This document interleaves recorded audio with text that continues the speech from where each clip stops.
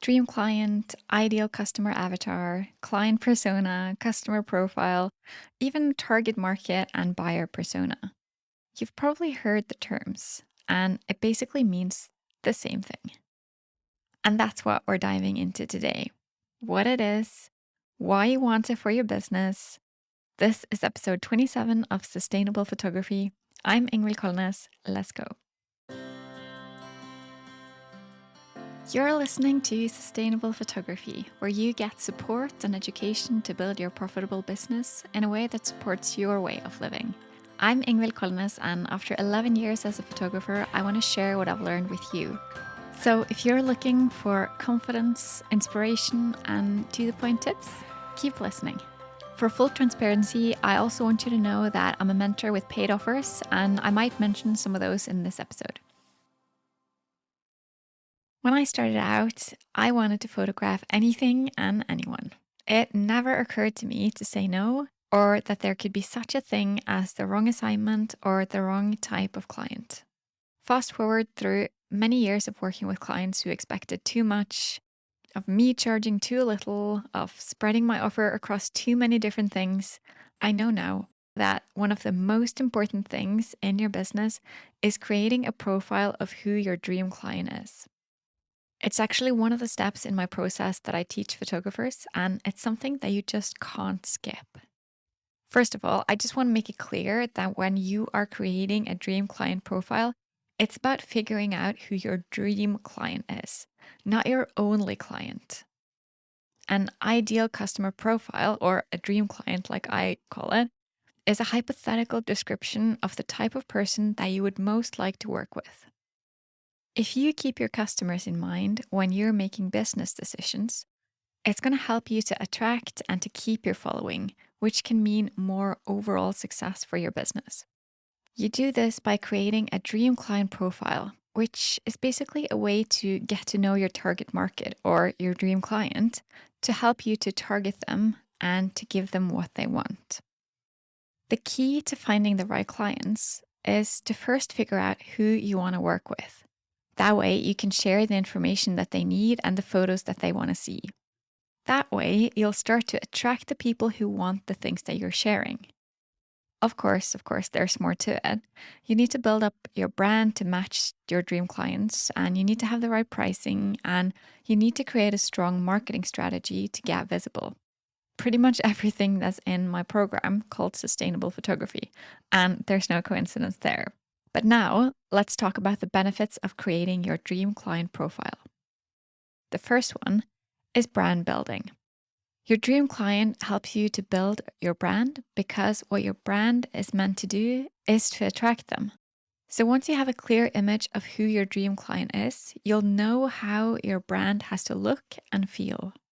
And when you're clear about your dream client, it makes it easier to turn down people who are the wrong fit. And when you're working with the right people, you'll have so much more fun, which brings me to the next point. You'll enjoy your work more when you know your dream client. This is such an important factor. If you want to keep doing photography for a long time, you want to make sure that you're working with people you actually like. Now, remember, you are not your dream client, but you probably have a lot in common.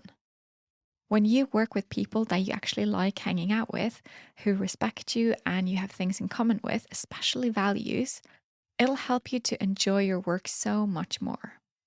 I mean, have you ever worked with clients who just didn't get you?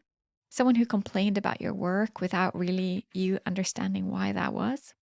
When you identify your dream client, you're not only more likely to attract the right kind of client, but you're also more likely to avoid the wrong type of client. Because, yes, there is such a thing.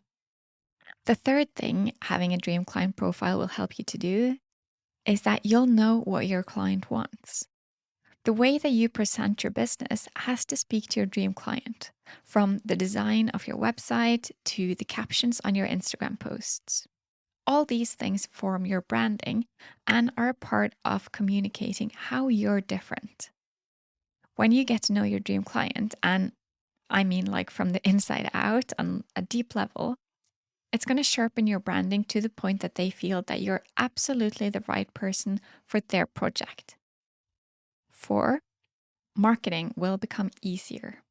Getting to work with your best kind of client, it shouldn't be left up to chance.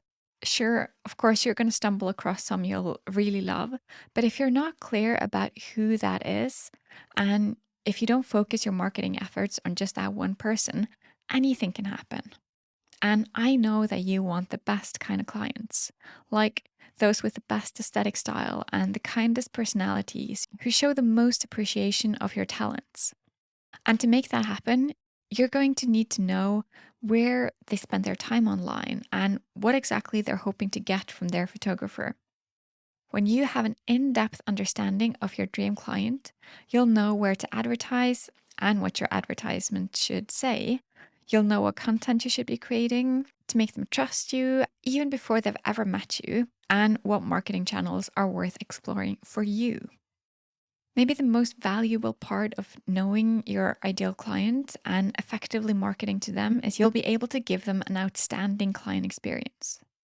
When the connection between you comes naturally and the images that you create are perfectly in line with their visions, you'll end up with a fabulous reputation. And who doesn't want that? The next reason to create a dream client profile is that you'll be avoiding price shoppers. One thing that I've seen so many photographers struggle with is how to deal with price shoppers. Like, what do I say to convince them that I'm worth it and all that stuff? And the answer is that you can't. You can educate them and tell them why things cost what they do and why it's worth it. And this is something I actually do. I have a blog post that I send to those who are looking for a bargain, and then I pass them on to someone at my own price level, or at least someone who's at a sustainable price level. Because they're probably not going to want to book me after I've been kind of strict with them. And honestly, I don't want them either. But they might learn from it, so it's important to educate. And also, I don't want them to think that my prices are too high and that there's someone else around that's going to just give them a good deal by undermining the market. But this talk isn't about pricing, but please make sure that your prices are profitable and sustainable. Because if they're not, you're part of ruining the market, you're ruining your own business, and you deserve to get paid for your services. If you are not making a profit, how can you keep going? How can you have time and money to invest in your business to improve and grow? So go listen to episode 17 and 18 if you want to know more about this topic. Okay, back to the point. The truth is, we're probably all price shoppers in different areas of our lives. And there's nothing wrong with that because we all value different things in different ways. Some might put a ton of money into their home, others their car or towards traveling. And some value their memories and want to pay a lot for photography. The goal should be to aim for those clients who value photography, and not only that, but your photography. Some already share your beliefs when it comes to valuing photography, while others need to hear you speak about it before they start believing what you do.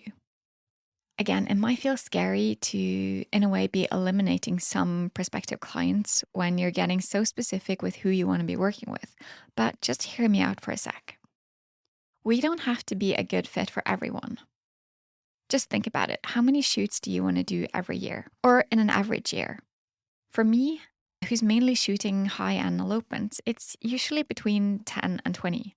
That's a really tiny percentage of the population, even if you live in a very small place. And you don't need to be the right photographer for everyone, because there's no way you could possibly be photographing everyone anyway.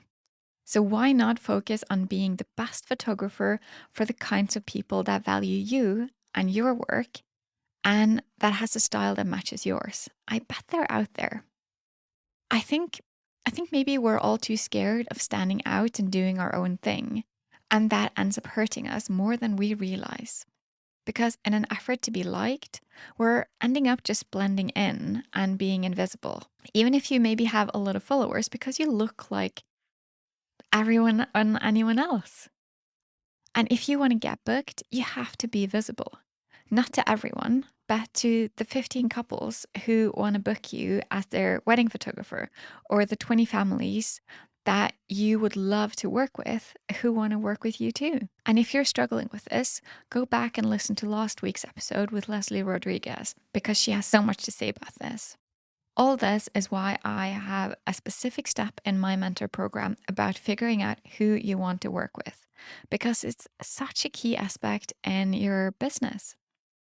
It matters when you're creating a brand, your packages, your prices, your marketing message, what social platforms to be on, how to communicate with your people, the aesthetics, everything.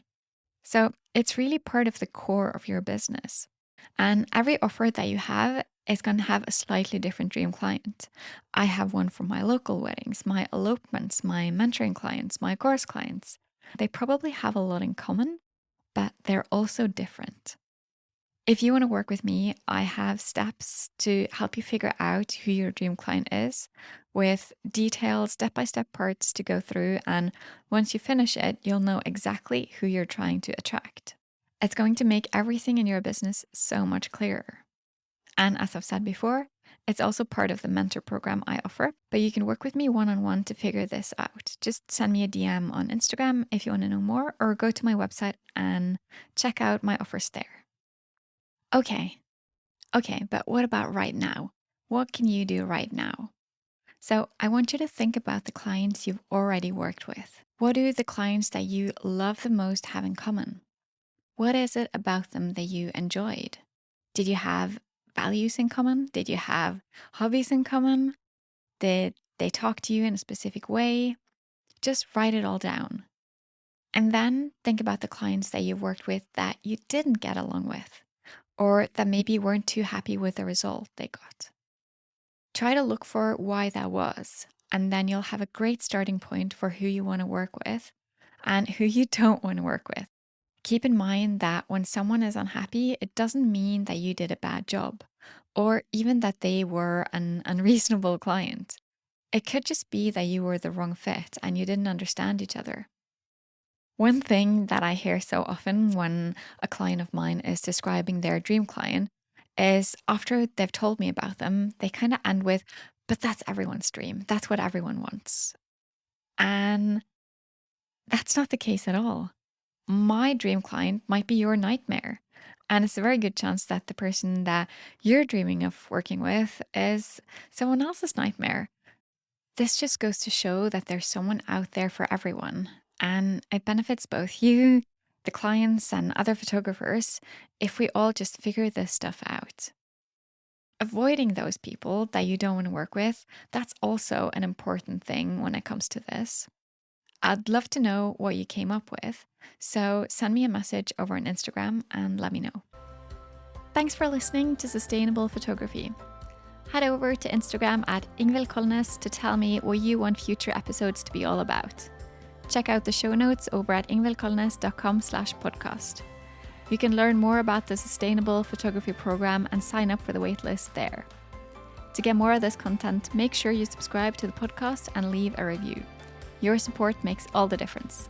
Talk soon.